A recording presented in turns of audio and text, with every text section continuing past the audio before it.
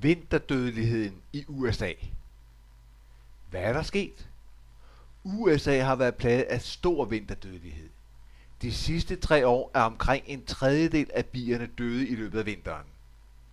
Sidste år, 2007-2008, skyldtes 60% af vinterdødeligheden CCD, der betyder Colony Collapse Disorder. Det vil sige, man fandt ingen eller kun få bier i stadet, men der var yngel og der var foder. Det var de voksne bier, der var forsvundet. Erhvervsbiavlerne var hårdest ramt. Der er 3.000 erhvervsbiavlere i USA, men de er store. Der er 5.000 deltidsbiavlere, og der er 30.000 hobbybiavlere. Og heraf kan man jo se, at hyppigheden af biavlere er langt større i Danmark end i USA.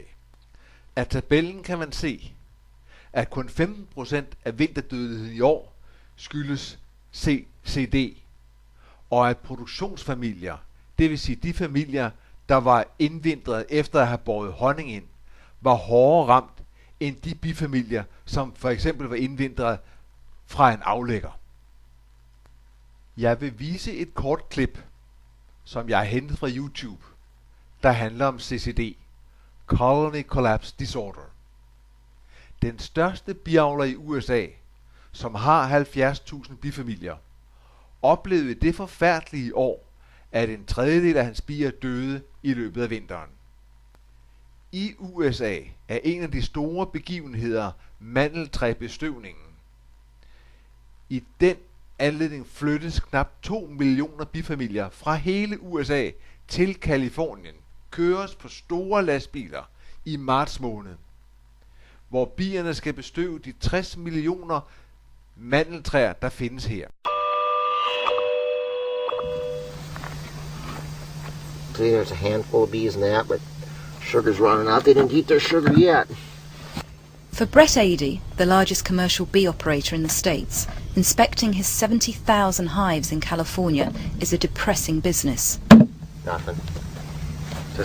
Just really depressing. More than a third of his bees were wiped out.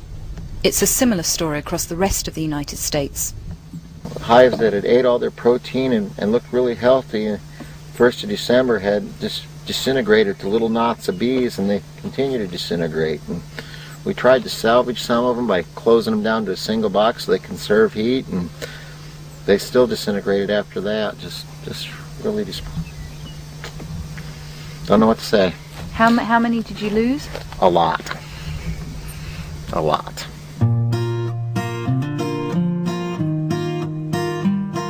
Brett moved all of his 70,000 hives to California for the almond pollination, the largest managed pollination event in the world. He's not alone.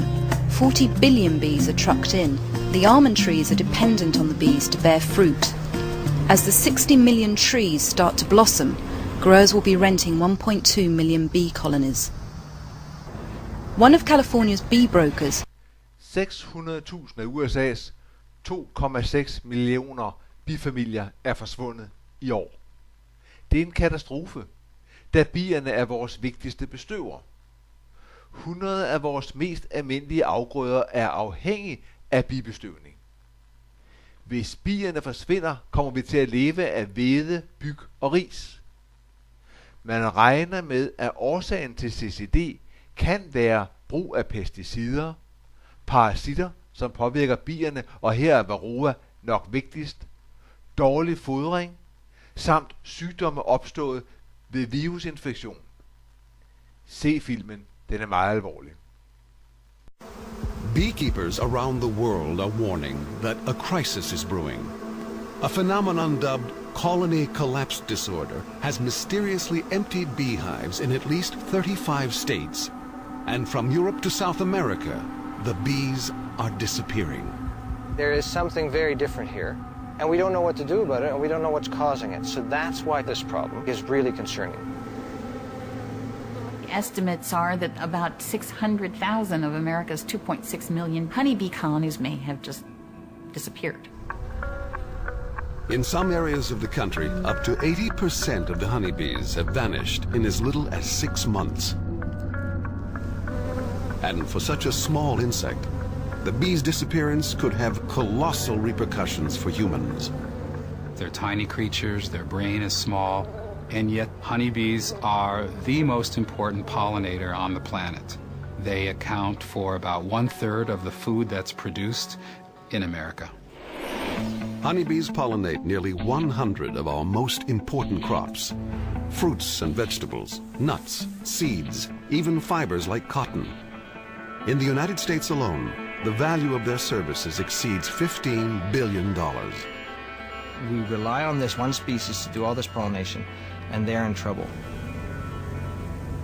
Unless we only want to eat corn, wheat, and rice, we need bees. Without bees, life as we know it, I don't think will exist. The vanishing bees have spurred the launch of a global investigation, with beekeepers and scientists racing against time to answer the question, why are the bees disappearing? Possible suspects include toxic pesticides, parasites, malnutrition, or even an AIDS-like virus sweeping through the insect world. Pressure mounts to find a solution before the planet's premier pollinator is gone for good. Her er så en stumfilm fra YouTube. Aldrig har jeg set så flotte billeder af varroa og dens tidlige nymfestadier. Varroa har vi i Danmark haft i 125 år. Varroa-midden kan kun overleve på Apis cerana, det vil sige den asiatiske bi, og Apis mellifera, det vil sige den europæiske bi. Midden bider hul i biens kitinlag, altså dens hud, og suger blod, lymfe ud af bien.